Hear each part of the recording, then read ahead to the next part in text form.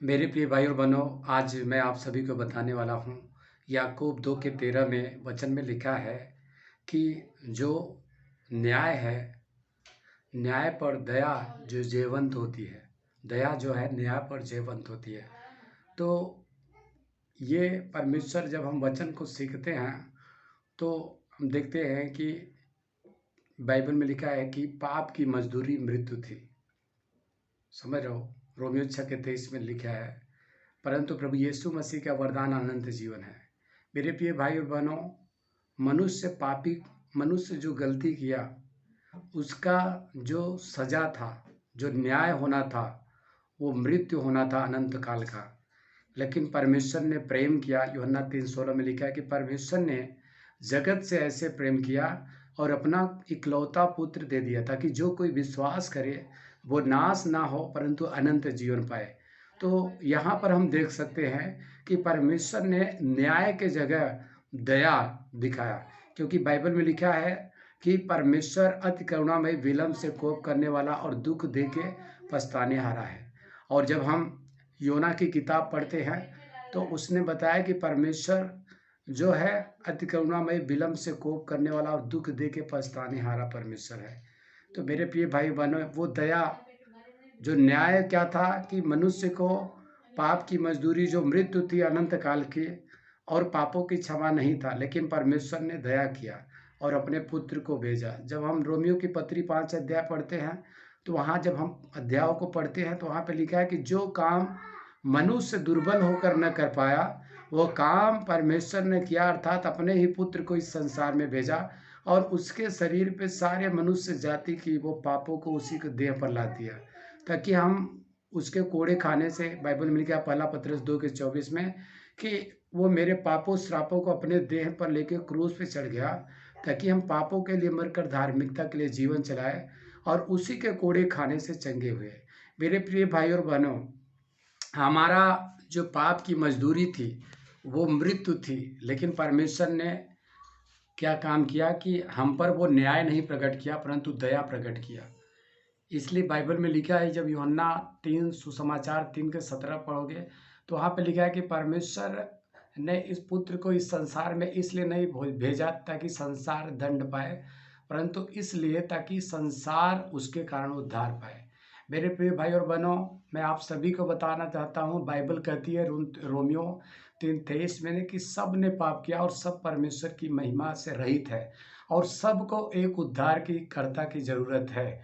और बाइबल में लिखा है कि मनुष्य, बहुत सारे लोग शिक्षा देते हैं कि मनुष्य जो जैसा कर्म करेगा वो प्रतिफल पाएगा, लेकिन बाइबल कहती है दूसरा कुरिन्थियों इब्रानियों 9:27 में लिखा है कि मनुष्य का उत्पन्न होना और मृत्यु के बाद उसका न्याय होता है। तो मेरे प्रिय भाई और बहनों, परमेश्वर जो दया, इस शरीर में हम जो कुछ पाप किए हम इस शरीर में रहते हुए ही क्षमा हमें मांगना पड़ेगा, वो भी प्रभु यीशु मसीह से।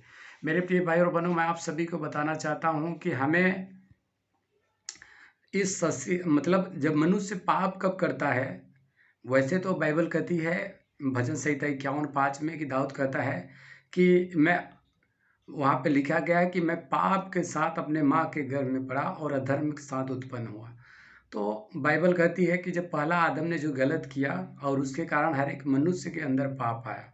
मेरे प्रिय भाई और बहनों, मैं आप सभी को बताना चाहता हूँ, जब इस संसार का सृष्टिकर्ता जब सृष्टि बनाई तो सृष्टि हर एक चीज़ें जो हम देखते हैं, पेड़, वृक्ष, नदी, तालाब, उड़ने वाले आकाश पक्षी, जल जीव जंतु, जलचर, जंगल में रहने वाले चौपाए हो, पशु, वो सब परमेश्वर ने मनुष्य के लिए बनाया था। और परमेश्वर ने उसको एक अदन नामक वाटिका लगाई और पहले आदम को रखा और परमेश्वर ने बोला कि इस वाटिका के सब वृक्ष के फल खा सकते हो, भले बुरे का ज्ञान एक था, उसका बोला गया था कि मत खाना। जो पहला आदम, पहली औरत बनाएगी, जैसा कि आप उत्पत्ति 2:5 पढ़ोगे तो, और 2:7 में लिखा है कि नथनों में श्वास फूका और परमेश्वर ने उत्पत्ति 2:17 में परमेश्वर ने उनको आज्ञा दिया कि भले बुरे का ज्ञान खाएगा तो मर जाएगा। और फिर जब उत्पत्ति 3:5-7 पढ़ोगे तो वहाँ पे लिखा है कि वो खाए और अपने पति को दोनों खाए, और जब वो खाए तो उन सब के अंदर पाप आया और सब के अंदर वो आत्मिकता मृत हो गई। परमेश्वर का उनके जीवन से जो उनकी आत्मा, मनुष्य की आत्मा से परमेश्वर की आत्मा का निवास, पवित्र आत्मा का निवास उनके जीवन से चला गया। और जब उत्पत्ति 2 का 19 से 21 पढ़ोगे तो वहाँ पे लिखा है परमेश्वर ने उनके पाप के कारण श्रापित लोगों ने श्राप कमाया जब मनुष्य ने पाप किया तो। और उसके बाद परमेश्वर ने वहाँ से उन सबको अलग कर देता है। और वो लोग बोले कि जैसे कि आप उत्पत्ति 2 के 5 में लिखा है कि जब मनुष्य की रचना हुई तो मनुष्य को जो देह है, जिस देह में मनुष्य की आत्मा रहती है, वो मिट्टी से सृजी गई। और परमेश्वर ने बोला कि तू मिट्टी है और मिट्टी में मिल जाएगा और इस मिट्टी से तू बनाया गया। मतलब मनुष्य की जो बॉडी है, ये हम जो शरीर देखते हैं, ये नाशवान हो गई, क्योंकि परमेश्वर ने मरने के लिए कोई भी चीज़ नहीं बनाया था। परमेश्वर जो है अविनाशी है, इसीलिए परमेश्वर ने मनुष्य को अपनी स्वरूप और समानता दिया।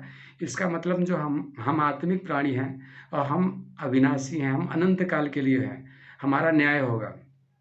और हम पशुओं और पक्षियों के सरीखे नहीं है। संसार का कोई भी जीव जंतु जानवर हो हमसे मेल नहीं खा सकता, क्योंकि जब परमेश्वर ने मनुष्य को बनाया तो अपने ही स्वरूप और के अनुसार मनुष्य को सृजा। जैसा परमेश्वर था, परमेश्वर आत्मा है और मनुष्य को एक आत्मिक प्राणी बनाया। तो परमेश्वर अपने ही हिसाब से बनाया, जैसा वो है वैसे ही मनुष्य की सृष्टि की। तो मेरे प्रिय भाई और बहनों, जब मनुष्य ने पाप किया तो पाप की जो मजदूरी थी वो मृत्यु थी। हमें समझना है कि परमेश्वर के अंदर 3 प्रकार का स्वभाव है। परमेश्वर प्रेमी है और न्यायी है और वो पवित्र है। कई सारे लोग बोल सकते हैं कि भाई परमेश्वर है तो अगर उसने बनाया तो फिर क्या ज़रूरत है कि वो बलिदान उसको चढ़ाए, क्या ऐसे नहीं क्षमा कर सकता? नहीं क्षमा कर सकते, क्योंकि वो न्यायी परमेश्वर है। उसके पहले भी एक आत्मिक संसार था जहाँ पे स्वर्गदूत गलती किए थे, लेकिन उनके लिए कोई बलिदान नहीं हो सकता। क्यों? क्योंकि जो मृत्यु है वो इस शरीर में ही सीमित है। मतलब जब तक मनुष्य इस शरीर में है तो शरीर की मृत्यु होती है, परंतु आत्मिक मृत्यु नहीं होती। आत्मिक अलगाव होता है अनंत काल के लिए, उसको भी मृत्यु बोला गया है। जैसे कि अगर जो मनुष्य नरक में चला गया तो वो एक प्रकार से वो मृत्यु है, वो परमेश्वर से अलग हो गया और वहाँ पे चीखना और तड़पना है। जहाँ पे स्वर्गदूत गलती किए थे गए, लूसीफर और उसके 1/3 स्वर्गदूत, तो वहाँ पर भी ये मनुष्य भी जाएंगे।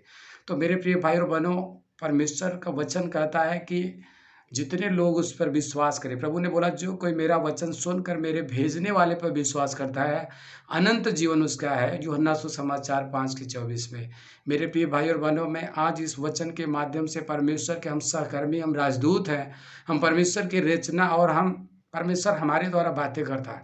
आज परमेश्वर आप सभी से बातें कर रहा है। आज जो कोई भी जो आप प्रभु को नहीं जानते हो या फिर जानते हो, तो परमेश्वर यही कहना चाहता हूँ। प्रभु यीशु मसीह ने बोला, हे सब परिश्रम करने वाले और बोझ से दबे हुए लोगों, मेरे पास आओ। मत्ती 11:28 में लिखा, मैं तुम्हें विश्राम दूंगा। हो सकता है कि आप किसी भी प्रकार की गरीबी हो, दरिद्रता हो, बीमारी हो, तकलीफ हो, आर्थिक स्थिति में किसी प्रकार की बोझ हो, या फिर आप जाति के नाम पर आप बोझ में लदे हुए हो, घर की परिस्थिति कोई भी हो, लेकिन प्रभु यीशु मसीह ने बोला, मेरे पास आओ, मैं तुम्हें विश्राम दूंगा। मेरे प्रिय भाई और बहनों, यीशु मसीह संसार में स्वर्ग राज्य का शांति, प्रेम, आनंद, मेल, धीरज, कृपा, भलाई का, चंगाई का, समझ रहे हो, वो स्वर्ग राज्य की स्थापना इस संसार में करने आया। मेरे प्रिय भाई और बहनों, आज जब अगर आप यीशु मसीह पे विश्वास करते हो तो प्रभु के वचन में लिखा है, इब्रानियों 3 में लिखा है कि जब उसका वचन सुनो तो मनों को कठोर मत करो। मेरे प्रिय भाई और बहनों, यीशु मसीह पे विश्वास करने के लिए कोई भी ना धर्म परिवर्तन किया जाता है, ना कुछ कर्म कांड, समझ रहे हो। बाइबल में लिखा है, यूहन्ना 6:63 में लिखा है, जितने लोग उसके पास आएंगे वो किसी को किसी भी तरीके से न निकालेगा। और उन्होंने बोला कि जब पौलुस वचन में लिखता है कि सारी व्यवस्था इसी बात से पूर्ण होती है, मसीह यीशु की सारी धार्मिकता, मतलब जो व्यवस्था है मतलब यीशु मसीह के बाद सब धार्मिकता, मतलब कि व्यवस्था पूर्ण है। यीशु मसीह व्यवस्था का मतलब अंत है, बाइबल में लिखा गया है। और फिर प्रभु परमेश्वर के दास पौलुस बोलते हैं कि जो कोई वचन, मतलब ये लिखा है कि वचन तेरे निकट है, तेरे मुंह में है। और आज जब हम वचन बता रहे हैं तो आप वचन के द्वारा आप विश्वास करो। बाइबल में लिखा है कि यदि तू यीशु को प्रभु जानकर अंगीकार करे और मन में विश्वास करे, परमेश्वर ने उसे मृतकों में से जिलाया, तो आपका निश्चय उद्धार होगा, क्योंकि बाइबल में लिखा है कि धार्मिकता के लिए मन में विश्वास और उद्धार के लिए मुंह से अंगीकार। यीशु को प्रभुता जो प्रभुता है उसका अंगीकार करोगे, और आज इसी वक्त अभी आप अगर सच्चे दिल से यीशु मसीह विश्वास करते हो, आपका उद्धार होगा। मेरे प्रिय भाई और बहनों, यीशु मसीह जो आदम ने गलती किया उसकी मजदूरी जो थी, पाप की मजदूरी, वो मृत्यु थी।